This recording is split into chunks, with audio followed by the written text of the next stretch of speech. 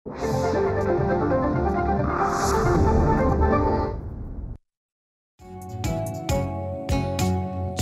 ग्राहक जागो, जागो जागो जागो, झाली नवी पहाड बघा हो. जागो ग्राहक जागो, करताना कुठलीही खरेदी नीट पारखून घ्या हो. जरी वाटले फसगत झाली सोडून देऊ नका हो. जाणा आपल्या अधिकारांना, कायद्यातल्या तरतुदींना, बेईमानांना धडा शिकवूया. जागो ग्राहक जागो, जागो ग्राहक जागो.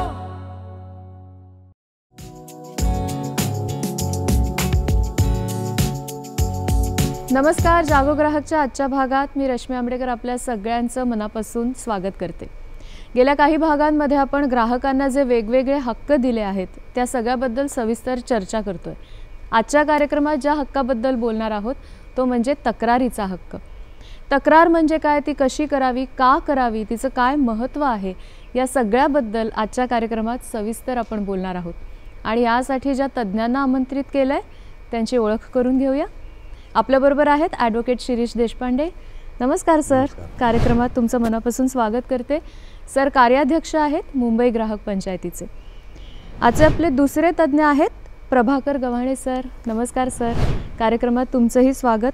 सर कार्योपाध्यक्ष आहेत मुंबई ग्राहक पंचायतीचे, त्यानंतर ठाणे तक्रार मार्गदर्शन केंद्राचे प्रमुख आहेत आणि महारेराचे सलोखाकार म्हणून सुद्धा ते काम करतात. आणि आजच्या आपल्या तिसऱ्या तज्ज्ञ आहेत त्यांची ओळख करून घेऊया. आपल्याबरोबर आहेत ॲडव्होकेट मनीषा कुलकर्णी मॅडम. नमस्कार. तुमचंही कार्यक्रमात स्वागत. मॅडम सदस्य आहेत वीज ग्राहक तक्रार निवारण मंच आणि महारेराच्या सलोखाकार म्हणून सुद्धा कार्यरत आहेत.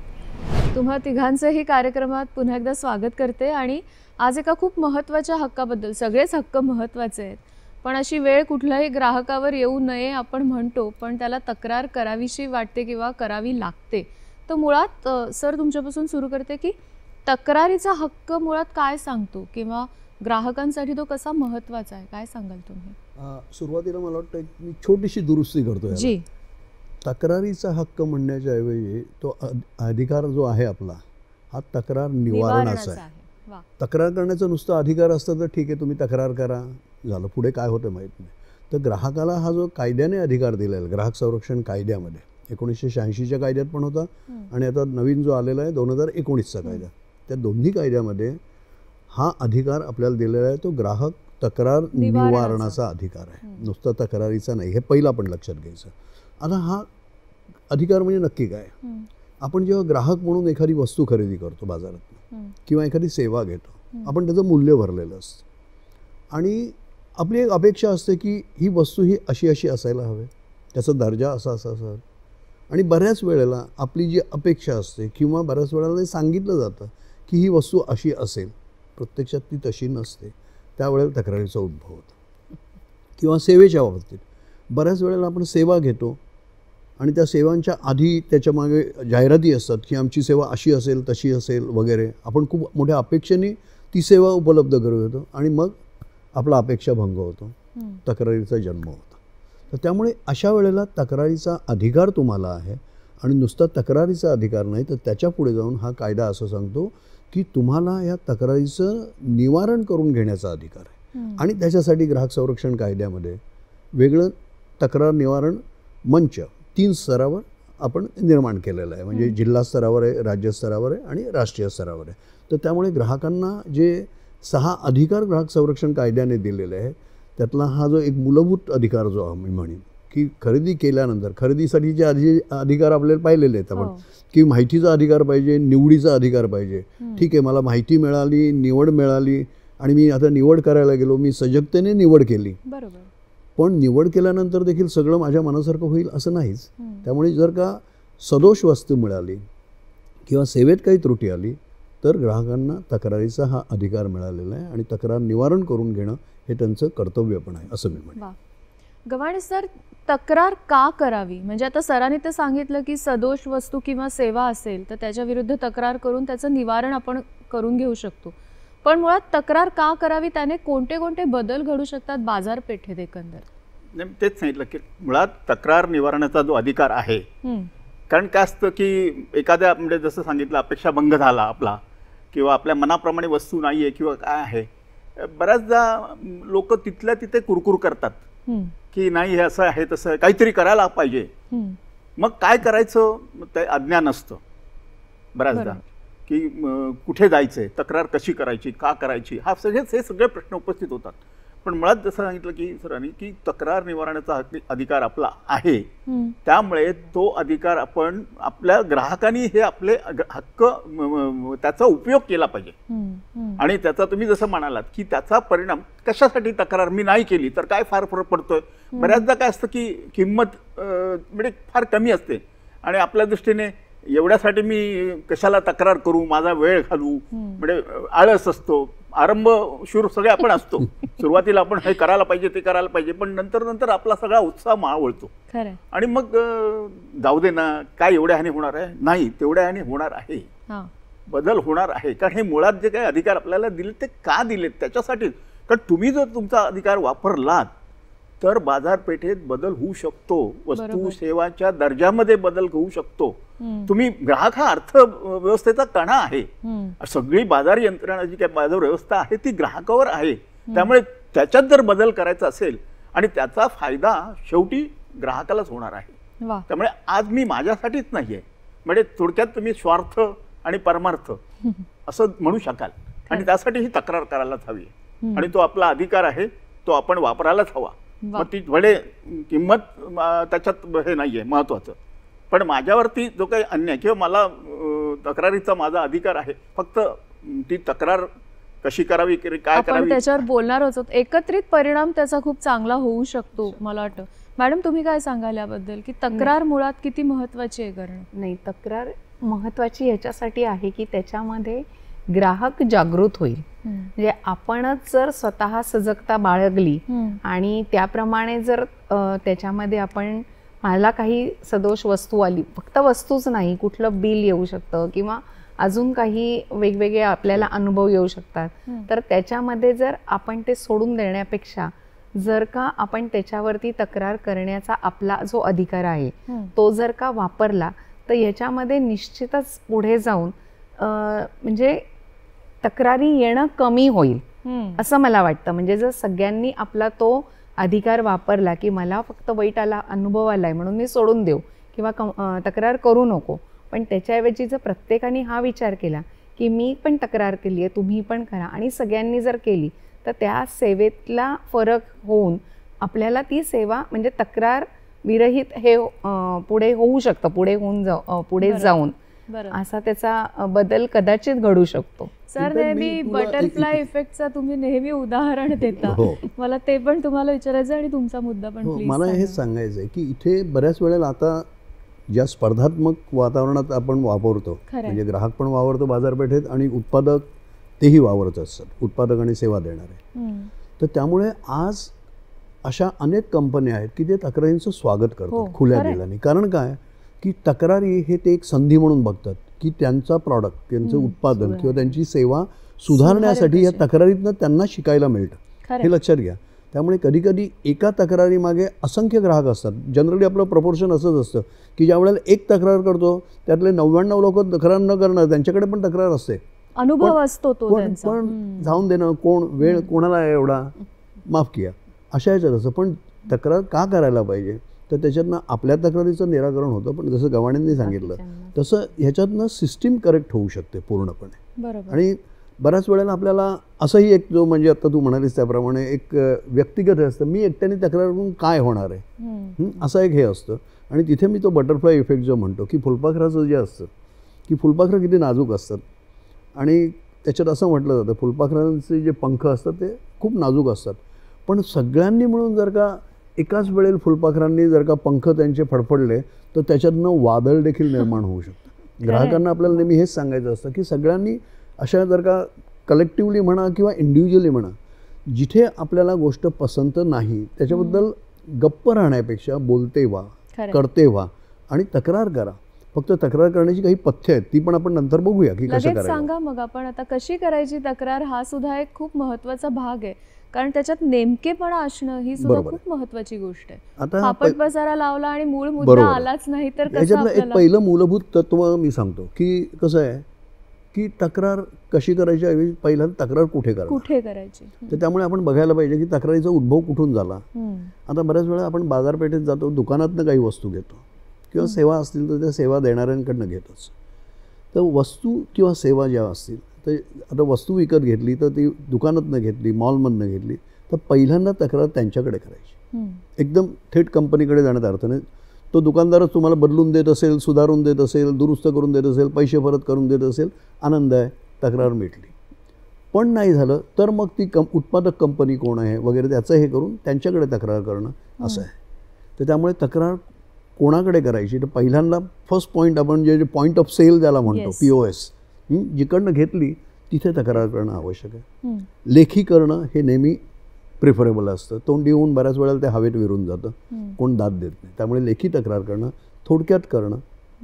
आणि मुख्य म्हणजे एक सांगेन की आपण संतापलेलो असतो बऱ्याच वेळेला, एखादी आपली अपेक्षा भंग झाला की चिडलेलो असतो आणि काही काही वेळेला तो आपला चीड आणि संताप त्या तक्रारीत रिफ्लेक्ट होत असते, प्रदर्शित होतं. शक्यतो ते टाळायचं. आपल्याला विशेषणं वापरायचं खूप आवड असते, मग त्याच्यातनं बरीचशी विशेषणं येतात आणि त्यामुळे अशी विशेषणं आली की समोरची व्यक्ती मग नाराज होते, कारण ती व्यक्ती असते, माणूस असतो. तर त्यामुळे आपल्याला जर का आपल्या तक्रारीचं खरोखर निराकरण करून हवं असेल तर ऑब्जेक्टिव्हली वस्तुनिष्ठपणे बाबा मी अशी अशी वस्तू घेतली, अशी अशी किंमत दिली, अमुक तारखेला अमुक दिवशी घेतली आणि माझा ही तक्रार आहे एक, आणि निराकरण कसं हवं आहे. बऱ्याच वेळेला मंडळी म्हणतात माझ्यावर अन्याय झाला आहे आणि माझ्या अन्यायाचं निराकरण म्हणजे नक्की काय, इट इज व्हेग.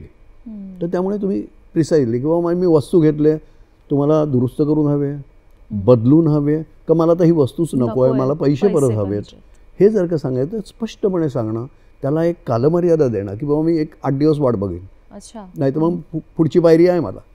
तक्रारीत ह्या गोष्टी येणं हे आवश्यक आहे. आणि अशा पद्धतीने आपण ही तक्रार ज्याला आपण एस्कलेट करत म्हणतो, तक्रारींची एक पायऱ्या असतात या, तर त्यामुळे पहिली पायरी पहिल्यांदा घ्यायची असते. अशा करत हळूहळू करत जायचं. शक्यतो पहिल्या पायरीवरच तक्रारीचं निराकरण झालं तर आनंद आहे, नाहीतर मग पुढच्या कशा तक्रारी पायऱ्या ते आपण बघू शकतो. म्हणजे नेमकेपणा पाहिजे. भाषा जी वापरणार आहोत आपण, जे काय पत्र तुम्ही किंवा तक्रार म्हणून करणार, मुळात तक्रार काय आहे, जी समस्या उद्भवली त्यातून तुमची तक्रार झालेली आहे, त्याचं समाधान जसं सरांनी सांगितलं की त्या पहिल्या स्टेजला झालं, दुसऱ्या स्टेजला झालं की संपला विषय. पण नाही झालं तर तो वाद आणि मग त्या पुढच्या पायऱ्या. पण तुम्ही जी काही तक्रार करताय ज्याला, ती भाषा त्याची योग्य पाहिजे, नेमकेपणा पाहिजे त्याच्यात, आणि तुमच्या अपेक्षांचं ओझं नको आहे. म्हणजे कारण मला असं वाटतं की मला त्याच्यातनं काहीतरी हे वेगळं अभिप्रेत आहे किंवा मला मिळायला हवं वगैरे, तर तसं नको आहे. ते नेमकेपणा पाहिजे तक्रारीमध्ये. तक्रार मार्गदर्शन केंद्राचे तुम्ही प्रमुख आहात, तर मला वाटतं तुम्ही प्रत्येक वेळेला हे सुद्धा मार्गदर्शन करत असाल, कारण ग्राहक चिडलेला आलेला असतो, त्याला शांत करून नेमकं काय हवं अपेक्षित आहे ते सांगणं. हो ना सर? मुळात जो येतो तो अगदी संतापलेलाच असतो किंवा हतबल असतो मुळात. मग त्याला आम्हाला पॅसिफाय करावं लागतं, थोडं शांत करावं लागतं आणि मग त्याची तक्रार काय आहे, जसं सरांनी सांगितलं की माझ्यावर अन्याय झालाय, मला न्याय पाहिजे, असं काहीतरी विचित्र हे असतो त्यांचा. पण मुळात काय झालं बाबा, तर ते सगळं समजावून घेतल्यानंतर मग आम्ही स्टेज बाय स्टेज सांगितल्याप्रमाणे आपल्याला जावं लागतं पायऱ्यांप्रमाणे. बरोबर. लगेच आपल्याला काही लोकांचं असं असतं की आपण चला लगेच आम्ही कंझ्युमर कोर्टातच जाणार, आम्ही कोर्टात जातो, आम्हाला कसं जायचं ते सांगा. म्हटलं असं नसतं ना, पायऱ्या पायऱ्या आहेत. किंवा कंझ्युमर कोर्टात सुद्धा तुम्ही गेला तर तुम्हाला विचारलं जातं की तुम्ही काय प्रयत्न केले आहेत, तुमची तक्रार हे केली आहे तर तुम्ही काय प्रयत्न केलेले आहेत. त्यामुळे आता जसं सरांनी सांगितलं की आता ह्या जे उत्पादकांचं किंवा काय दुकानदार आहे, त्याच्यानंतर कंपनी आहे, त्याच्या पुढच्या सगळ्या अशा ज्या पायरीवर असतात. मी एक उदाहरण नुकतं आत्ताच आमच्याकडे झालं तक्रार मार्गदर्शनमध्ये, वॉशिंग मशीनच्या बाबतीतली होती तक्रार. म्हणजे जवळजवळ 1.5 वर्ष 2 वर्ष वापरतायत, मोठ्या कंपनीचं म्हणजे हे होतं, आणि ती पॅनल जळलं त्याचं. अच्छा. तर जळल्यानंतर ते आमच्याकडे आल्या. असंच झालं, त्यांनी पहिल्यांदा म्हणजे दुकानदार सांगितल्याप्रमाणे सेल्स तिथे कॉन्टॅक्ट केलं होतं. त्यांनी थोडा पहिल्यांदा तेवढा रिस्पॉन्स काही दिला नाही आहे. मग आपल्याकडे आल्यानंतर, आमच्या तक्रार चिंतात आल्यानंतर आपण इकडून फोन केला वगैरे वगैरे, मग त्यांनी ती कंप्लेंट अटेंड केली, त्यांना आपण लेखी तक्रार द्यायला सांगितली. ती पुन्हा त्यांनी मग एस्केलेट केली कंपनीकडे, कारण आता हे मुळात ती वापरता येण्यासारखीच नव्हती. अच्छा. हां, तर ते रिप्लेसमेंट देणार का किंवा त्याचे पार्ट्स मिळतील का, असा सगळा व्यवहार होता. आणि करता करता करता असं शेवटी विलंब होत गेला. मग आम्ही तो स्टँड घेतला की आता खूप हे होतंय, तुम्ही आम्हाला आमचे पैसे परत करा. आणि गंमत म्हणजे तुम्हाला सांगतो की त्या आपला एक संस्थेचं हे असतं, कारण बऱ्याचदा म्हणजे आता जर सर म्हणाले की तुम्ही जर ग्राहक संस्थांकडे आलात तर डेफिनेटली तुम्हाला मदत होऊ शकते, मार्गदर्शन होऊ शकतं. नेमकी तक्रार कशी करायची काय वगैरे, म्हणजे इव्हन जी तक्रार मी सांगितलं की अमुक प्रमाणे लिहिलं पाहिजे किंवा काय भाषा वापरली पाहिजे ते देखील आपण मार्गदर्शन करतो. तक्रार मार्गदर्शन केंद्रामध्ये आपण हे सगळं व्यवस्थित सांगतो. फक्त बऱ्याचदा काय असतं, हे तुम्ही करा असा एक अप्रोच असतो. तुम्हीच आम्हाला लिहून द्या कशी तक्रार. आमचा शक्यतो असं असतं की ग्राहक सक्षम झाला पाहिजे आणि त्याच्यासाठी त्याने स्वतः केलं पाहिजे. बरोबर. हां, आणि तुमची तक्रार आहे ती तुम्हाला नक्की त्याचं, कारण ज्याचं जळतं त्याला कळतं, तर त्यामुळे तुम्हाला ते नक्की त्यातलं जे काय आहे ते तुम्ही आमच्याकडे आलात 2 मिनिटात काहीतरी सांगितलं आणि त्याच्यावरनं काहीतरी आम्ही सार काढतोय आणि लिहितोय असं होत नाही. म्हणून आम्ही शक्यतो हाच प्रयत्न असतो की तुमची तक्रार आहे तुम्हीच ते लिहायची आणि पहिल्यांदा पत्रव्यवहार करायचा आहे. आणि जर त्याने झालं नाही तर मगाशी सांगितल्याप्रमाणे आम्ही फोन करतो किंवा मग अगदीच हे असेल तर पत्र देतो. बरं. आणि मग ती तक्रार पहिल्या आता सांगितली ती वॉशिंग मशीनची तक्रार त्या कंपनीने मान्य केलं आणि त्यांना पैसे रिफंड केले. अरे वा. नॉट ओनली मशीनचे, ॲक्सेसरीज ज्या होत्या त्याचेही पैसे त्यांनी त्यांना परत केले. अच्छा. आणि म्हणजे समाधान झालं होतं काय व्हायचं. आणि आम्हाला पण एक समाधान झालं की चला आपण आमचा थोडासा त्याला हातभार लागला. बरोबर. तर अशाच रीतीने होऊ शकतं. खरंय खरंय.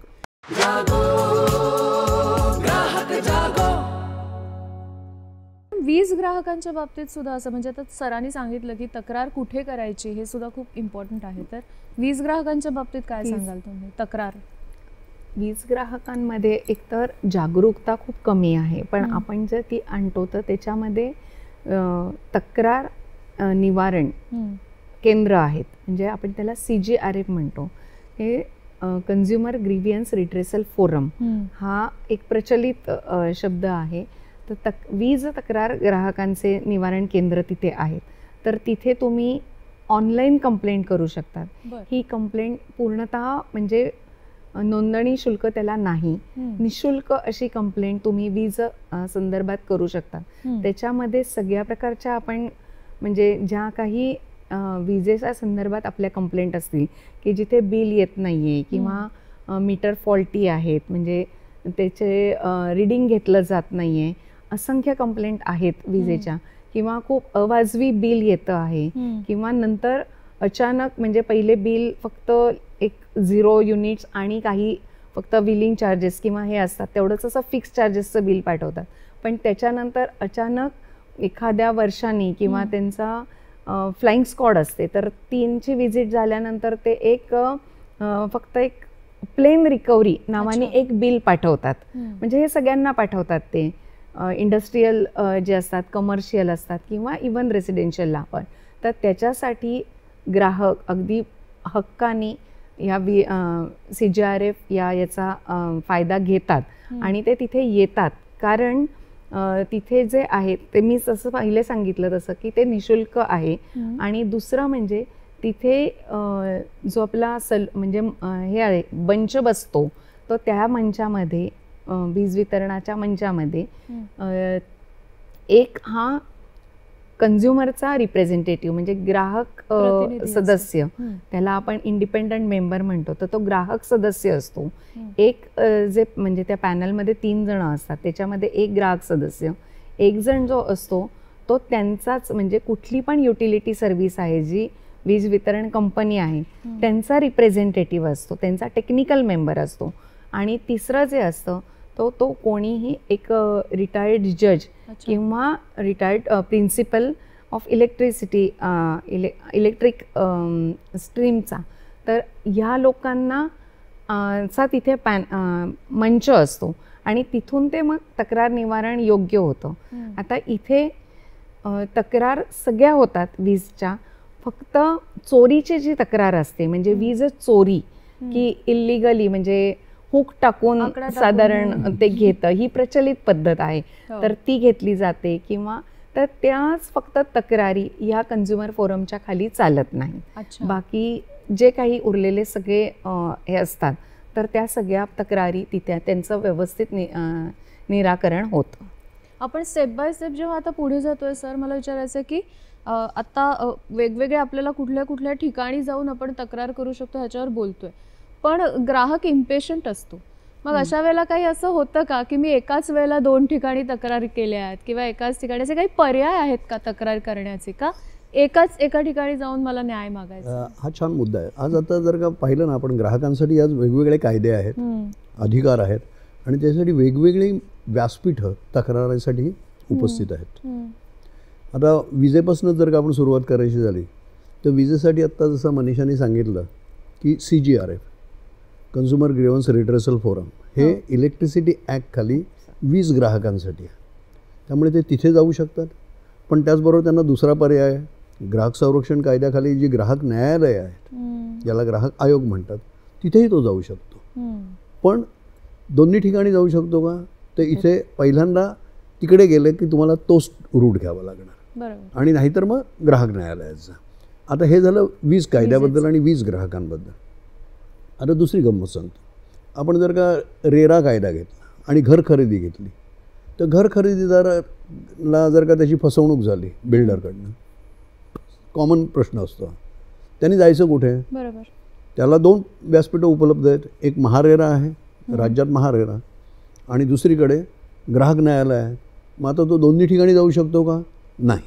तर त्याला एकच निवडावं लागतं. एक तर मी इकडे जाईन किंवा दुसरीकडे कन्झ्युमर कोर्टात किंवा ग्राहक न्यायालयात जाऊ शकतो.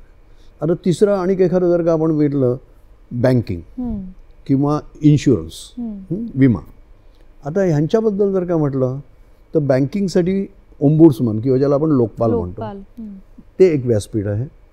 तसंच इन्शुरन्ससाठी ओम्बुड्समन आहे. आता इथे तुम्ही जर का गेलात तर पहिल्यांदा तुम्ही ओम्बुड्समनकडे जाऊ शकता आणि तिथे समाधान नाही झालं तर तुम्ही ग्राहक न्यायालयातही जाऊ शकता. तर त्यामुळे हे आणि नंतरचं ते, हे 2 उपलब्ध आहे. आता आणि उद्या जर का वैद्यकीय हलगर्जीपणाची जर का तक्रार करायची असेल तर अशा रुग्णाला, बाधित रुग्णाला किंवा त्याच्या कुटुंबाला 3 पर्याय आहेत. अच्छा. आणि 3 पर्याय गंमत म्हणजे हे तो एकाच वेळेला करू शकतो. म्हणजे कसे की समजा एखाद्या हलगर्जीपणाने एखाद्याचा मृत्यू झालेला आहे आणि त्या कुटुंबाला नुकसान भरपाई हवे आणि त्या डॉक्टर विरुद्धही कारवाई करायची, तर नुकसान भरपाईसाठी तो ग्राहक न्यायालयात जाऊ शकतो. त्या डॉक्टर विरुद्ध तो हलगर्जीपणा केलेला आहे, त्यामुळे एक प्रोफेशनल इनडिसिप्लिन, मिसकॉन्डक्ट ज्याला म्हणतो, त्याच्यासाठी तो मेडिकल काउन्सिलकडे तक्रार करू शकतो आणि मेडिकल काउन्सिल त्याच्या डॉक्टर विरुद्ध कारवाई करू शकतो आणि त्यांची जे लायसन्स असतं ते गुन्ह्याचं किती गांभीर्य आहे त्याच्याप्रमाणे 1 महिना, 2 महिने, 6 महिने किंवा कायमचं देखील रद्द करू शकतो.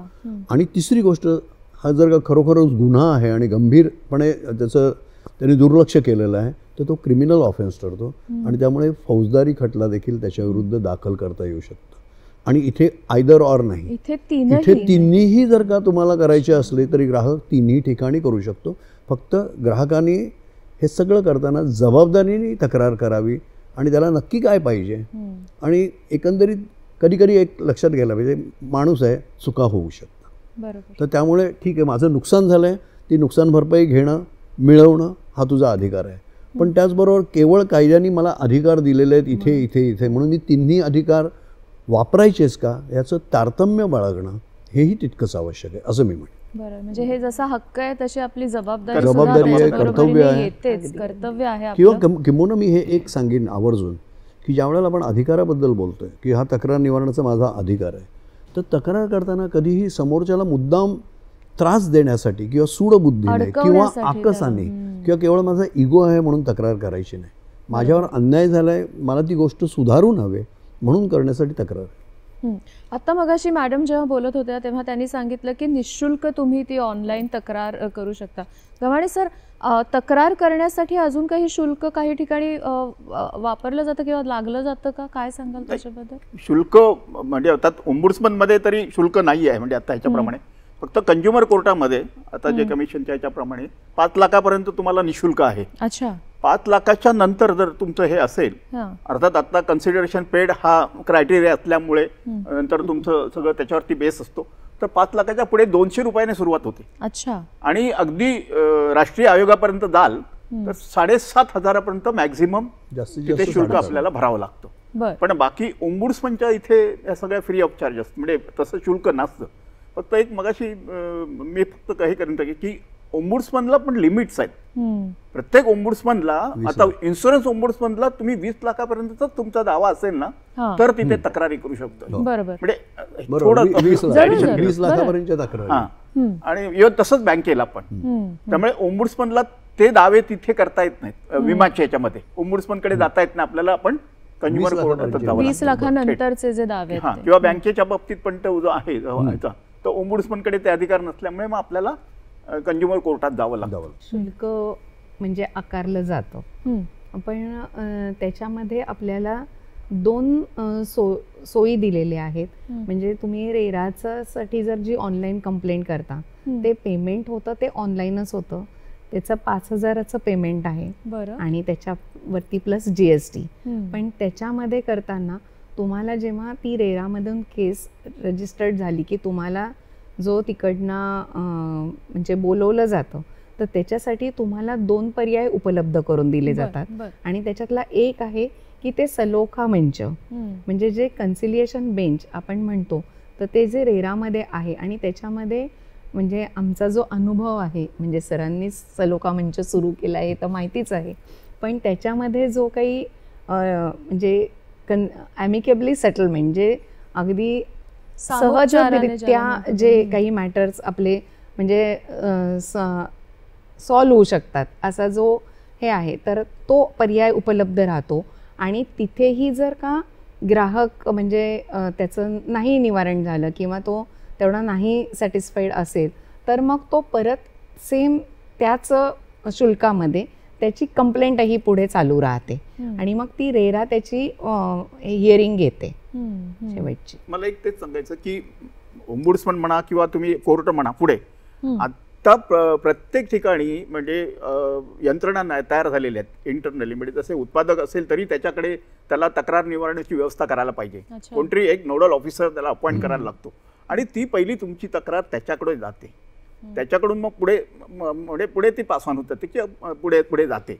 जसं ओम्बुड्समनचं सांगितलं, तर 20 ओम्बुड्समनला तुम्हाला जायचं आहे, पण त्याच्या आधी विम्याच्या संदर्भातल्या ज्या काही तक्रारी असतील तर तिथे इंटरनल त्यांची एक हे असते, त्या ऑफिसर असतो आणि ते तिथे तक्रार अटेंड करतात, सिनियर ऑफिसर्सकडे जाते. ते जर तिथून जर तुम्हाला समाधान झालं नाही तर महिनाभराच्या नंतरच तुम्हाला, म्हणजे तो पिरियड असतो प्रत्येक ठिकाणी, तो एक पिरियड केलेला आहे.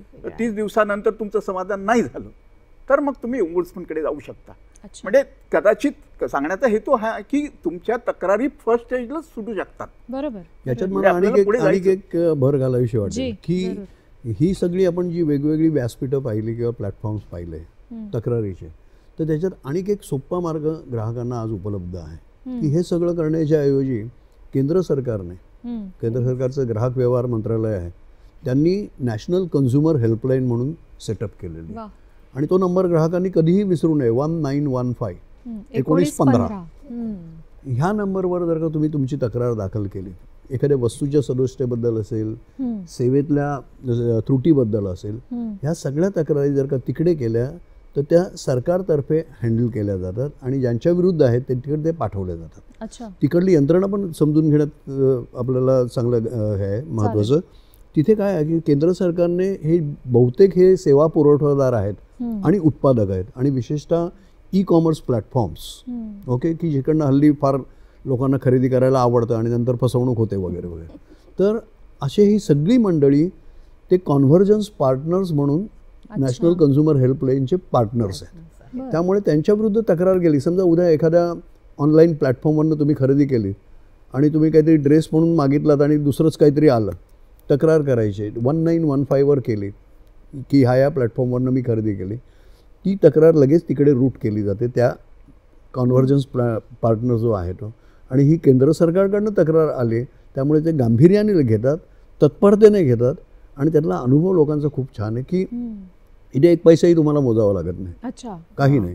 आणि तुम्ही हे सांगितलं की बाबा मला हे बदलून पाहिजे किंवा रिफंड पाहिजे वगैरे, अशा गोष्टी पटापट तक्रारी सुटत आहेत असा हा अनुभव आहे. तर त्यामुळे ग्राहकांनी, मी तर असं म्हणेन की ग्राहक न्यायालयात वगैरे जायच्या आधी ह्याचा एक प्रयोग करून पहिला बघावा प्रयत्न की पहिला प्रयत्न तुम्ही तिथे बघा, तिथे होत आहे का, तिथे बघून नाही झालं तर ठीक आहे, बाकी न्यायालय आहेत, इतर मंच आहेत, सगळं करा. पण 1915 हा ग्राहकांनी विसरू नये आणि त्याचा फायदा जर का घेतलात तर तुमची कदाचित कमी खर्चात कमी वेळात तक्रार निवारण होऊ शकते. मगाशी आपण जे म्हटलं सगळं की व्यवस्थात बदल करायचा आहे, की NCH मध्ये का तक्रार करायचं, बेसिकली हा सरांनी आता मुद्दा जो मांडला की बाकी राहू दे, तुम्ही NCH कडे तरी तक्रार करा, नोंदवा. आणि आम्ही तर आवर्जून सांगतो, म्हणजे आता आमच्याकडे पण येणाऱ्या ग्राहक आम्ही पहिल्यांदा सांगतो तुम्ही NCH मध्ये करा, कुठल्याही जी प्रकारची ऑनलाईन ऑफलाईन काय असेल ती, भले तुम्हाला त्यातनं काय करायचं ते सांगतात ते.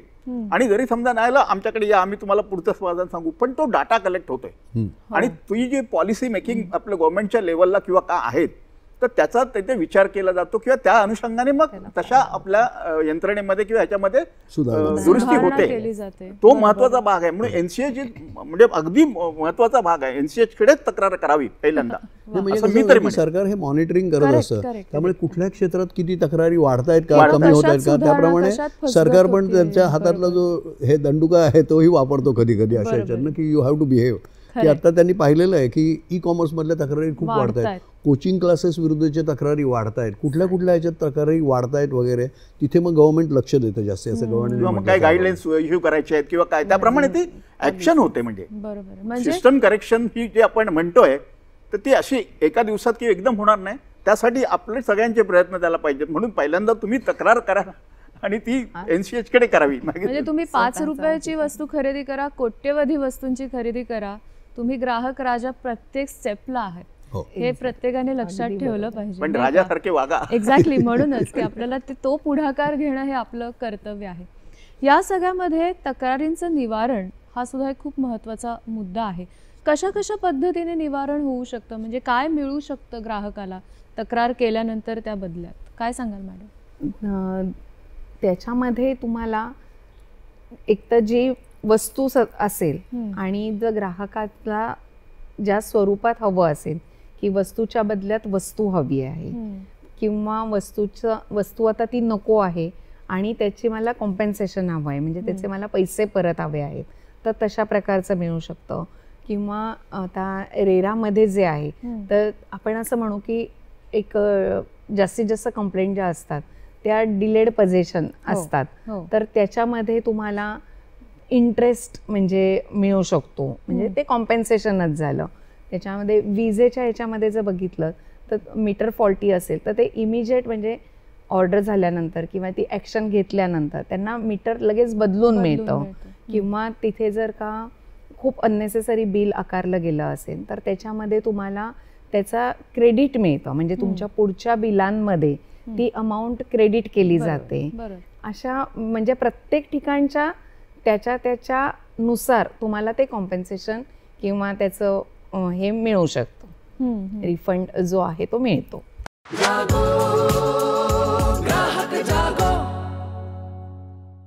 गव्हाणे सर, या सगळ्यामध्ये म्हणजे मला तिघांनाही विचारायचं आहे, पण सुरुवात मी तुमच्यापासून करते की या ज्या सगळ्या ग्राहक संस्था आहेत, आता आपली मुंबई ग्राहक पंचायत सुद्धा त्यातली एक महत्त्वाची आहे.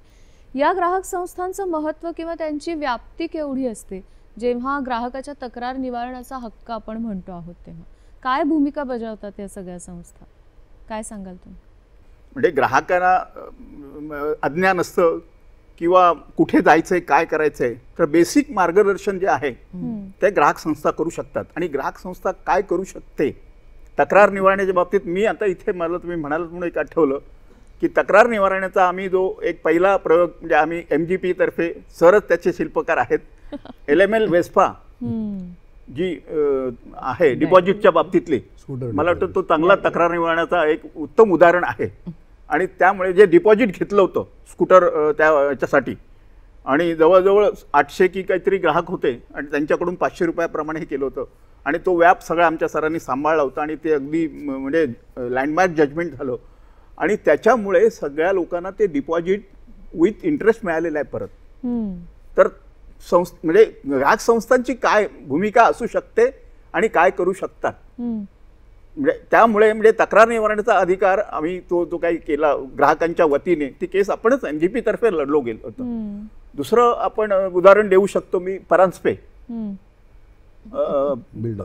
बिल्डरांच्या विरोधात 25 वर्षापूर्वी काही पैसे घेतले होते जागासाठी, म्हणजे घर खरेदीसाठी पैसे भरले होते. त्यातले काही कित्येक लोक, निम्म्यापेक्षा लोक आता गेलेले आहेत. पण तो लढा 20 वर्ष आम्ही लढलो MGPने क्लास ॲक्शन म्हणून जे काय आम्ही हे केला. तर त्या तक्रारीचं निवारण होऊन आता जवळजवळ 4-5 वर्ष झाली. त्याच्यानंतरही त्याच्या अनंत अडचणी आल्या आणि त्या सगळ्यांवरती मात करून शेवटी आम्ही 1200 किती ग्राहक आहेत ते 800 ग्राहक 800 ग्राहकांना जवळजवळ एवढ्या ग्राहकांना सहव्याज आणि तो ते देखील उदाहरण म्हणजे 18% व्याजाने 18% व्याजाने पैसे मिळालेले आहेत लोकांना. तर खूप समाधान आहे. तर आम्हाला हे समाधान जास्त आहे की एक संस्था म्हणून भले त्याच्यासाठी कालखंड किती झाला, म्हणजे जी संस्थांची भूमिका काय असायला पाहिजे, आमची तर स्वच्छ भूमिका. आम्ही म्हणजे सांगितलं ना, MGP नेहमीच ग्राहकांच्या हक्कासाठी म्हणजे आहे, तत्पर आहे. आणि ही उदाहरणं मी त्याच्यासाठी तुम्हाला दिलेली आहेत. आणि ग्राहक संस्थांचं योगदान नक्कीच आहे. सांगू शकेल मी सर येते तुमच्याकडे. मॅडम काय म्हणतात? याच्यातूनच पुढे मार्गदर्शन केंद्र आपण मुंबई ग्राहक पंचायतीतर्फे सगळीकडे आज चालवतो आहोत. म्हणजे ठाण्याला आहे, पार्ल्याला आहे, अंधेरीला आहे, पुण्याला आहे, की जिथे आपण म्हणजे ग्राहकांना अशी मार्गदर्शन केंद्र मुंबई ग्राहक पंचायतीतर्फे आपण उघडली आहेत की तिथे या, आपण फ्री म्हणजे सल्ला तिथे देतो की कशी तक्रार करा, कुठे करा. याच्यातून आमचा म्हणजे मुंबई ग्राहक पंचायतीचं पण मार्गदर्शन केंद्रांची एक संपूर्ण साखळी तयार झालेली आहे. सर हे तर तुम्ही सांगाच तुम्हाला जे काही सांगायचं आहे, पण जेव्हा निवारण येतं तेव्हा जाहिराती आणि भेसळ याबद्दल सुद्धा तुम्ही एक खूप छान गोष्ट आपल्या सगळ्या त्याच्या आधी मी एक सांगतो की हे आत्ता जे गव्हाणेंनी जे सांगितले, जी दिल्लीची जी केस झाली स्कूटर डिपॉझिट्सच्या रिफंडची, त्याच्यातनं ग्राहक संस्थेने केलेली तक्रार, ग्राहकांतर्फे केलेली तक्रार, त्याच्यातनं फायदा असा झाला की कायदा दुरुस्त झाला की आपण त्यावेळेला फक्त त्या 937 लोकांपुरती तक्रार मर्यादित ठेवली नव्हती. आम्ही सांगितलं होतं की 4,22,000 ग्राहकांना ह्या कंपनीने पैसे दिलेले नाहीत, तेव्हा सगळ्यांना द्या. त्यावेळेला कोर्ट म्हणालं की असं कायद्यात तरतूदच नाही आहे. मग आपण त्यांना काहीतरी दुसरी तरतूद एक दाखवली आणि एक थोडीशी गंमत करून तो सगळ्यांना 4,22,000 40 कोटी रुपये मिळवून दिले. पण त्या न्यायाधीशांनी हे पाहिलं की बाबा ही थोडीशी कसरत करून आम्ही केलं, तर त्यामुळे त्यांनी केंद्र सरकारला सूचना केली की याच्या पुढे कायद्यात एक दुरुस्ती करा आणि एका ग्राहकाला देखील अशा असंख्य ग्राहकांसाठी त्यांच्या वतीने तक्रार लढवायचा अधिकार द्या तुम्ही. आणि त्याप्रमाणे 1993 मध्ये जी दुरुस्ती झाली त्या ह्याच्यात ग्राहक संरक्षण कायद्यामध्ये आता आज ती तरतूद आहे की एकच ग्राहक इतर त्याच्यासारखे बाधित असंख्य ग्राहकांबद्दल देखील तक्रार ग्राहक न्यायालयात करू शकतो. हे मोठं कॉन्ट्रीब्युशन आपलं आहे. तर त्यामुळे ग्राहकांच्या तक्रारीचा अधिकार हा आपण खूप विस्तारित केलेला आहे की सगळ्यांनीच ग्राहक न्यायालयात जाण्याची गरज नाही. एक जण गेला आणि तो म्हणाला माझ्यासारखे अनेक आहेत, ग्राहक न्यायालय त्यांना दिलासा देऊ शकतो. आता मगाशी तू हा प्रश्न विचारला होता की जाहिराती काय होतं एक्झॅक्टली, जाहिराती म्हणजे ज्या फसव्या जाहिराती असतात ते जाहिराती बनवतात त्यांच्या विरुद्ध जर तक्रार केली तर त्यांच्यावर काय ऍक्शन होऊ शकते? त्यांच्या विरुद्ध आता जाहिराती हा खरं म्हटलं तर ग्राहकाच्या आयुष्यातलं एक महत्त्वाचं अंग आहे. आपण बऱ्याचशा वस्तू आणि सेवा जेव्हा विकत घेतो त्या आपण जाहिरातींनी प्रभावित होऊन घेतो आणि त्यामुळे कधी कधी आपली फसगत पण होते की जाहिरातीत बरंचसं अतिशयोक्ती केलेलं, सडेबड, मिसलिडिंग, दिशाभूल करणाऱ्या कधी कधी तर खोट्या जाहिराती असतात. आणि मग अशा विरुद्ध जर का फसवणूक झालेली असेल तर ग्राहकांनी कुठे जायचं? तर अर्थात ग्राहक संरक्षण कायदा आहे, त्याच्यानंतर advertising standard council of India आहे, त्याच्यानंतर तर ग्राहक संरक्षण कायद्यातच एक आणि नवीन प्राधिकरण तयार केलेलं आहे, सेंट्रल कन्झ्युमर प्रोटेक्शन ऑथॉरिटी, केंद्रीय ग्राहक संरक्षण प्राधिकरण म्हणून. त्यांच्याकडे ह्या तुम्ही तक्रारी नेऊ शकता. आणि इतकंच नाही तर आता ज्या सेलिब्रिटीज ज्या असतात त्या सेलिब्रिटीजनी जर का दिशाभूल करणाऱ्या जाहिराती केल्या आणि त्याचा परिणाम प्रचंड असतो, तुम्हाला माहिती आहे, इन्फ्लुएन्स, तर त्यामुळे त्यांना देखील दंड होऊ शकतो. आणि आता तर ग्राहक संरक्षण कायद्याच्या नवीन 2019च्या अशीही देखील तरतूद आहे की तिकडे त्यांनी जर का हे केलं तर त्यांना 1 वर्षापर्यंत परत ह्यांना भाग घेण्यात बंदी करण्यात येऊ शकते. एक. दुसरी गोष्ट, आणि जर का खोट्या जाहिरातींमुळे काही इजा वगैरे झाली असेल तर असे ज्या जाहिरात करणारे आहेत त्यांना दंड आणि तुरुंगवासही होऊ शकतो. ह्या ग्राहक संरक्षण कायद्यातल्या तरतुदी आहेत, ह्या फार थोड्या लोकांना माहिती आहेत की अशा ह्या तरतुदी म्हणजे खूप दंडात्मक आहेत. आणि ज्याचा म्हणजे उत्पादकांनी किंवा जाहिरातदारांनी गैरफायदा घेऊ नये आणि चांगल्याच जाहिराती कराव्या, खऱ्या जाहिराती कराव्या, सचोटीने कराव्यात, ग्राहकांची दिशाभूल करू नये म्हणून कराव्या. इतकंच नाही तर मगाशी आता तू म्हणाल जो दुसरा मुद्दा होता तो भेसळीचा. भेसळीचा आत्तापर्यंत आपण बघितलं आमच्याकडे कायदे येऊन गेले. प्रिव्हेन्शन ऑफ फूड ॲडल्ट्रेशन ॲक्ट आला, नंतर आता FSSAI ॲक्ट आला. आता 2019च्या ग्राहक संरक्षण कायद्यात देखील त्यांनी भेसळीबद्दलची जर का तक्रार असेल तर त्याच्याविरुद्ध भेसळ आढळली तर त्याच्याविरुद्ध तुम्हाला ज्यांनी भेसळ केली असेल त्याला दंड, इजा झाली नाही तरी दंड, जर का इजा झाली असेल तर जास्त दंड, म्हणजे 1 लाखापासून सुरुवात होतं आणि ते 50 लाखापर्यंत जातं. आणि इतकंच नाही तर अशा भेसळयुक्त पदार्थाच्या सेवनाने जर का एखाद्याचा मृत्यू झाला तर त्याला 5 वर्षापासून ते लाईफ इम्प्रिझनमेंट, जन्मठेपेपर्यंतची शिक्षा ग्राहक संरक्षण कायद्यात दिलेली आहे. हे मला आज आपल्या ह्या व्यासपीठावरनं सांगायला आवडेल की केंद्र सरकारने आणि संसदेने आपल्यासाठी ग्राहकांच्या संरक्षणासाठी इतके कायदे केलेले आहेत की ग्राहकांचं हित जपण्यासाठी, की ग्राहकांना कुठेही इजा होऊ नये, कुठेही त्याची दिशाभूल होऊ नये. आणि असं जर का कोण करत असेल तर त्यांना एक धाक असावा म्हणून कडक शिक्षा ही आता ग्राहक संरक्षण कायद्यात दिलेली आहे.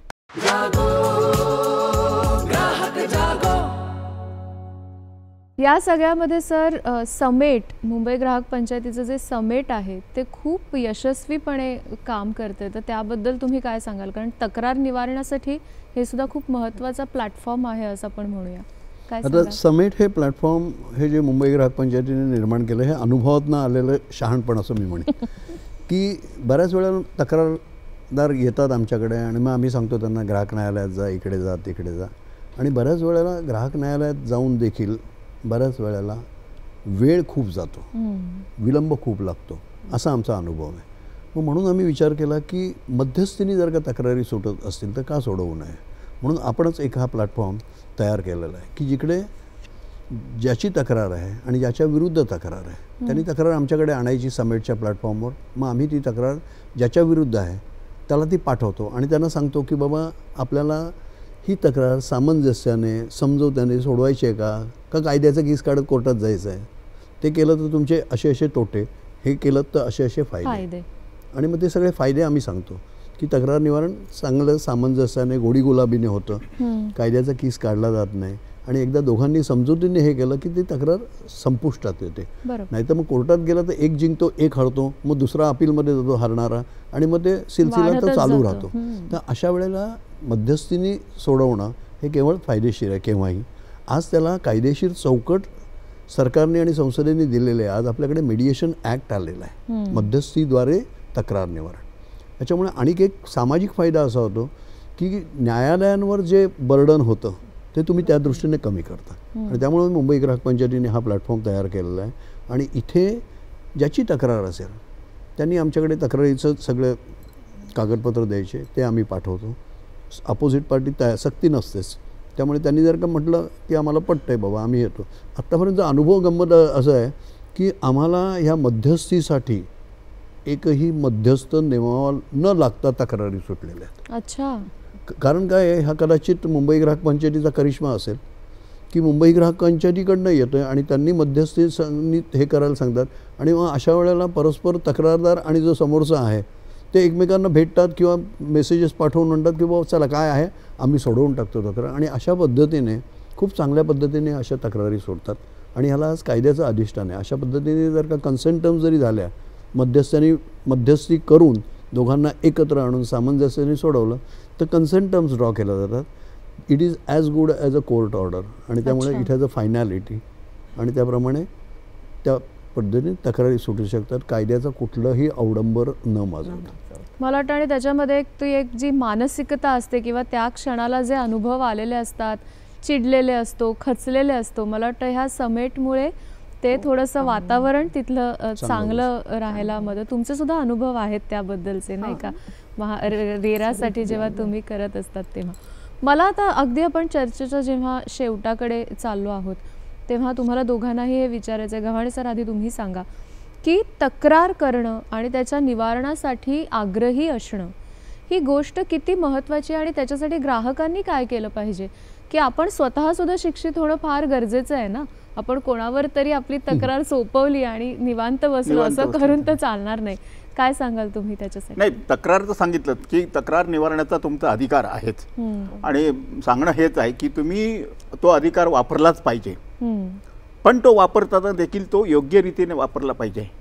मग असे जसं सरांनी सांगितलं की तक्रार कशासाठी करायचं आहे की मला त्याला धडा शिकवायचा आहे किंवा त्रास द्यायचा आहे, तर तसं नको. तुमच्या हे तक्रार म्हणजे काय, तो असंतोषाचं हे आहे, बरोबर, असंतोष असतो, पण तो असंतोष अशा प्रकारे नको प्रकट व्हायला.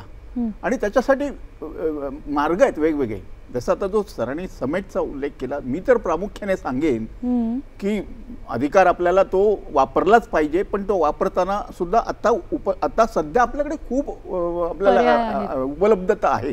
म्हणजे प्रत्येक ठिकाणी सांगितलं ना की तक्रार निवारण यंत्रणा इंटरनली त्या त्यांनी कंपल्सरी केलेल्या आहेत, की असायलाच पाहिजे. त्याच्या थ्रू आपण गेलं तर बऱ्याच प्रकरणांमध्ये निपटारा होतो, त्याचं निराकरण होतं, समाधानकारक होतं.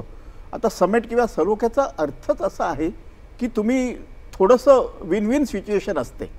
कुठेतरी मला एक तडजोड करायला हवी, मला एवढंच मिळालं पाहिजे म्हणाल तर मग त्याच्यासाठी मग तुम्हाला कोर्टबाजीच करायला पाहिजे.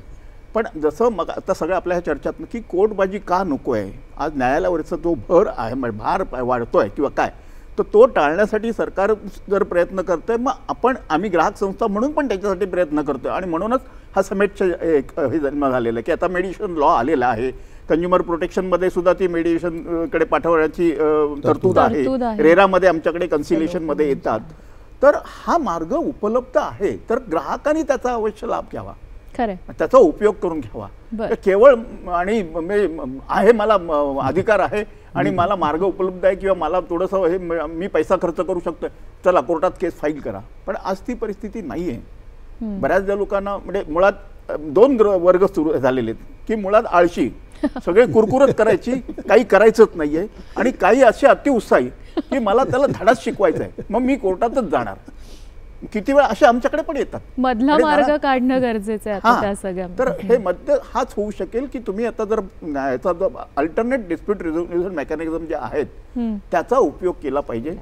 आणि पहिल्यांदा तर तुम्ही तक्रार केला पाहिजे त्या यंत्रणांनी जे काही आता जे काही एस्टॅब्लिश केलेले आहेत यंत्रणा, सगळ्या सरकारी याच्यात असतील किंवा खाजगी याच्यात असतील, त्याचा उपयोग करा, त्या मार्गाने जा. नक्की तुम्हाला त्याच्यात तुमचं निराकरण होईल, शंका तुमच्या म्हणजे सुटेल, तक्रार सुटण्याची शक्यता आहे.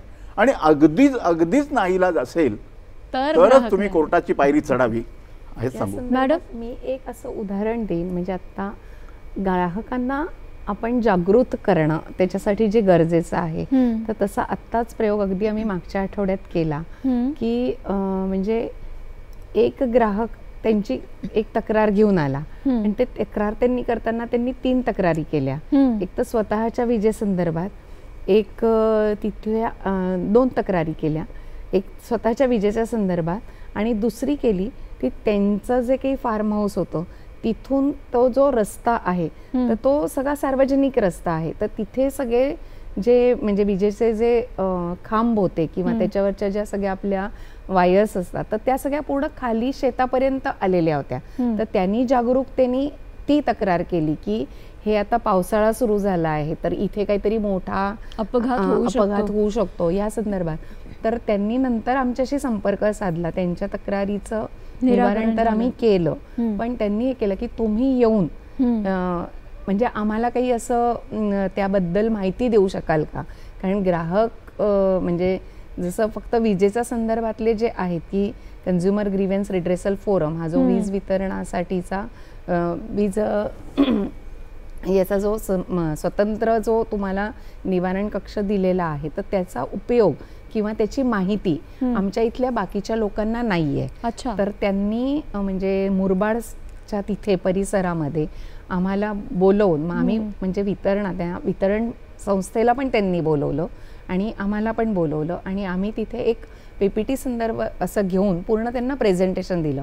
तर त्यांच्या तिथले जे सगळे म्हणजे मुरबाडमधले एक फार्म हाऊसचा एक त्यांचा ग्रुप आहे आणि प्लस सगळे शेतकरी असा त्यांनी एकत्र केले. एक 50 ते 70 जण तिथे होते आणि मग त्याच्या पुढे आपण त्यांना सांगितलं की तुम्ही तुमचा हक्क हा कशा प्रकारे तिथे वापरा आणि त्याच्याबद्दल आम्ही त्यांना त्याच्याबद्दल जागरूक केलं. तर ही म्हणजे मुंबई ग्राहक पंचायतीतर्फे पण आम्ही हाच प्रयत्न करतो की म्हणजे सरांनी रेराची सुरुवातही तशीच केली होती की जाऊन म्हणजे लोकांमध्ये जाऊन की रेराचा आम्ही हा सलोखा मंच तयार केला आहे, तर तुम्ही जास्तीत जास्त लोकांनी त्याचा कसा उपयोग केला पाहिजे किंवा त्याचा फायदा घेतला पाहिजे. तर तशा प्रकारे आपण या सगळ्याच याचं करू शकतो. खरं सर, अगदी जाता जाता एका वाक्यात काय सांगाल, समप जर करायचं असेल आजच्या चर्चेला? केल्याने होतं आहे रे.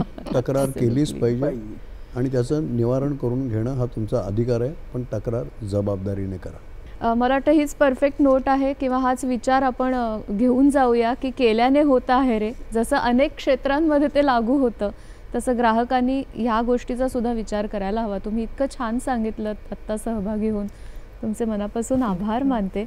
आणि हे सगळे हक्क एकमेकांमध्ये कसे गुंफलेले आहेत हे आत्ता आपण जे हक्कांची छोटीशी सिरीज आपली झाली ग्राहकांच्या वेगवेगळ्या हक्कांची, त्यातून आपल्याला कळलंच असेल की निवडीचा, माहितीचा, जागृतीचा, तक्रार करून ती निवारण करण्याचा, हे सगळे हक्क असे गुंफलेले आहेत एकमेकांमध्ये.